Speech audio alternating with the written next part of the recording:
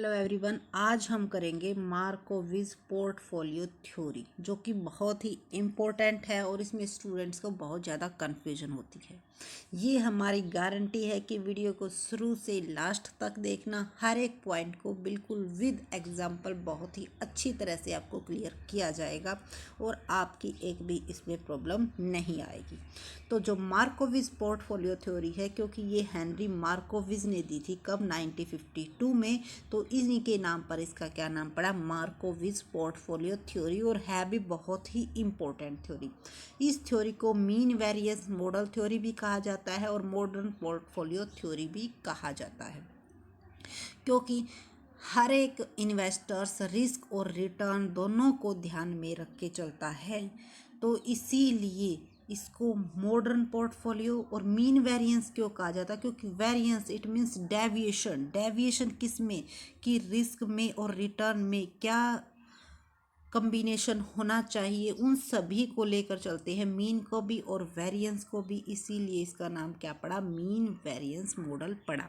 अब देखते हैं इसको डीपली। मार्कोविज ने क्या कहा था कि 100 securities whose return rise and fall in near unisons afford little protection the uncertain return of a single security. It means Markowitz के अकॉर्डिंग कहना ये था कि अगर आप मान लो 1 लाख रुपीज़ हैं आपके पास और आप किसी कंपनी के, एक कंपनी के क्या ले रहे हो, शेयर ले रहे हो, ठीक है।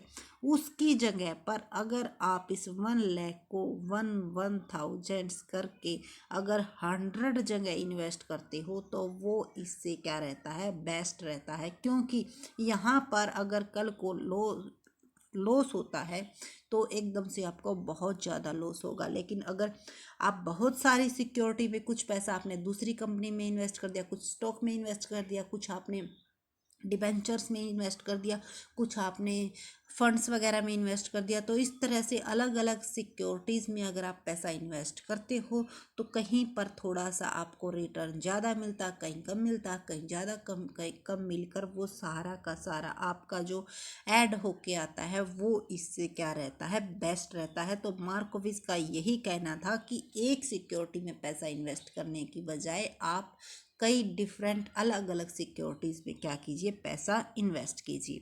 उसके बाद मार्कोविज की जो अप्रोच है वो अज्यूम दैट इन्वेस्टर्स, वो क्या अज्यूम करती है कि जो इन्वेस्टर्स है वो risk aversion and utility maximiser, यानी कि वो रिस्क एवर्स है। रिस्क एवर्स का मतलब क्या होता है, रिस्क को कम से कम करने वाला है, और utility maximiser it means return ज़्यादा से ज़्यादा चाहने वाला है।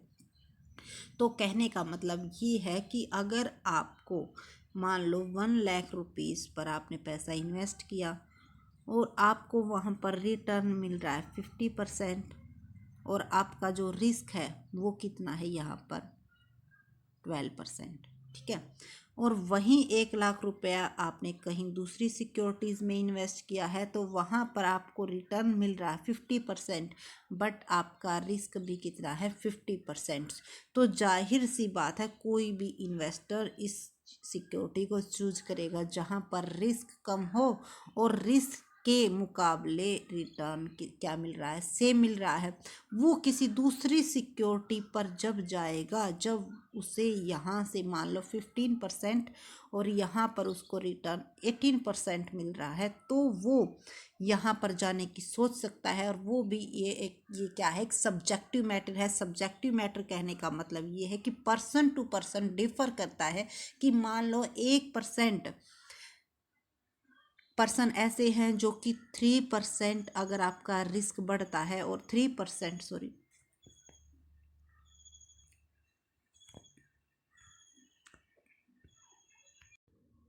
दोबारा से स्टार्ट करते हैं।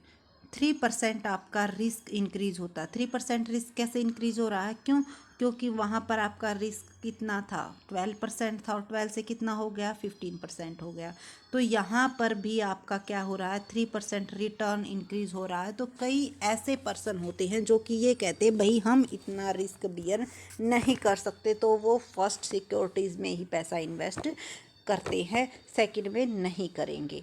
लेकिन कुछ इन्वेस्टर्स ऐसे होते हैं जो कि रिस्क को क्या कर सकते हैं, बियर कर सकते हैं कि भाई अगर हमें ज़्यादा रिटर्न मिल रहा है तो हम थोड़ा सा और ज़्यादा रिस्क ले सकते हैं। तो कहने का मतलब ये है कि हर एक इन्वेस्टर क्या चाहता है, रिस्क एवर्स, रिस्क को, अपने रिस्क को कम करना चाहता है और यूटिलिटी मैक्सिमाइजर, यूटिलिटी मैक्सिमम लेना चाहता है अकॉर्डिंग टू मार्कोविज। अब उसके बाद जो मार्कोविज की थ्योरी है उसमें जो इम्पोर्टेंट है वो है उसकी अजम्पशन। अगर आपको ये अजम्पशन क्लियर हो गई तो आपको कोई भी प्रॉब्लम नहीं आएगी। तो इनको बहुत ही अच्छी तरह से समझते हैं। टू एट्रीब्यूट्स, मार्कोविज ने क्या माना कि दो एट्रीब्यूट्स होते हैं, mean, returns and risk. It means return और रिस्क दो एट्रीब्यूट्स होते हैं। इन दोनों को ही हम क्या करते हैं, जब कहीं पर पैसा इन्वेस्ट करते हैं इन दोनों को लेकर चलते हैं कि कहाँ पर हमें रिटर्न ज़्यादा मिल रहा है और रिस्क कम हो रहा है। उसके बाद ये हमने पहले ही बता दिया था कि investors are risk averse. It means risk लेने को अवॉइड करता है, अवॉइड रिस्क टेकिंग। इन्वेस्टर, कोई भी इन्वेस्टर होता है अगर कहीं पर पैसा इन्वेस्ट करता है तो वो रिस्क लेने को अवॉइड करता है। वो रिस्क कब लेता है, जब उसे एडिशनल रिस्क पर उसकी कंपनसेशन से ज़्यादा क्या मिल रहा हो, रिटर्न मिल रहा हो, तब वो रिस्क अपना थोड़ा सा बढ़ाने के लिए क्या होता है, तैयार होता है। Investors are utility maximiser. Investors are utility maximisers का मतलब क्या है कि ऑप्टिमम सेटिस्फैक्शन, जहाँ पर उन्हें ऑप्टिमम सेटिस्फैक्शन, इट मीन्स जहाँ पर उन्हें मैक्सिमम रिटर्न मिलता है वहाँ पर इन्वेस्टर्स पैसा इन्वेस्ट करता है। और मैक्सिमम सेटिस्फैक्शन कहाँ पर मिलता है, जहाँ पर हमारा जो रिटर्न है वो मैक्सिमम और रिस्क मिनिमम होता है। उसके बाद correlation between securities affect portfolio.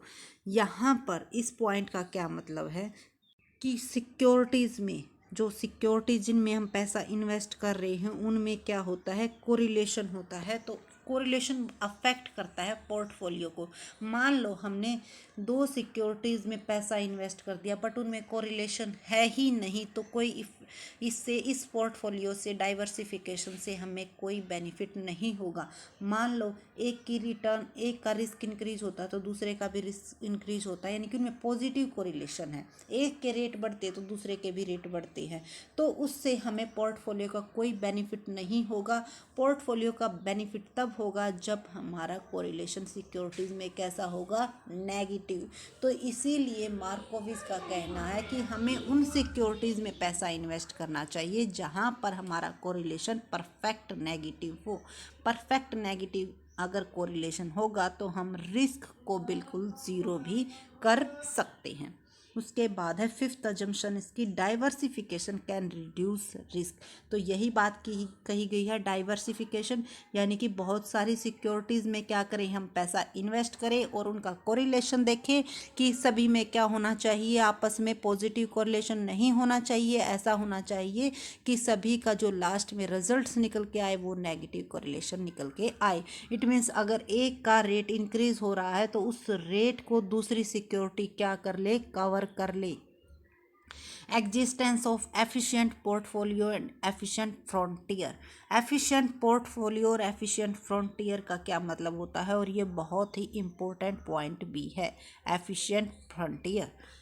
तो एफिशिएंट पोर्टफोलियो हमारा वो पोर्टफोलियो होता है जहाँ पर हमारा क्या है, कोरिलेशन नेगेटिव आए और हमारा जो ऑप्टिमम कॉम्बिनेशन निकल के आएंगे वो, उनको अगर हम मैच करते हैं तो वो हमारा एफिशिएंट फ्रंटियर होता है। इसे हम एक एग्जांपल के थ्रू समझते हैं। मान लो ये ग्राफ है, यहाँ पर एक्स एक्सिस पर हम क्या लेते हैं, पोर्टफोलियो रिस्क, और यहाँ पर क्या लेंगे, रिटर्न लेंगे। तो मान लो हमारे पास 6 सिक्योरिटीज़ है। अब हम मान रहे हैं 6 सिक्योरिटीज़ हमारे पास अवेलेबल हैं और उनमें से हमें किन्हीं 3 में पैसा इन्वेस्ट करना है। तो एक ए सिक्योरिटीज़ है यहाँ पर, ठीक है, बी सिक्योरिटी है यहाँ पर, सी है यहाँ पर, डी यहाँ पर, ई है यहाँ पर और एफ है यहाँ पर। तो किन 3 सिक्योरिटीज़ में हम पैसा इन्वेस्ट करेंगे? तो देखो इन तीनों में हम पैसा इन्वेस्ट करेंगे, क्योंकि इनमें क्या मिल रहा है, हमें रिटर्न ज़्यादा मिल रहा है और रिस्क हमारा क्या है, रिस्क इनमें सेम है। देखो ई और एफ में रिस्क सेम है लेकिन रिटर्न किस में ज़्यादा मिल रहा है, एफ में।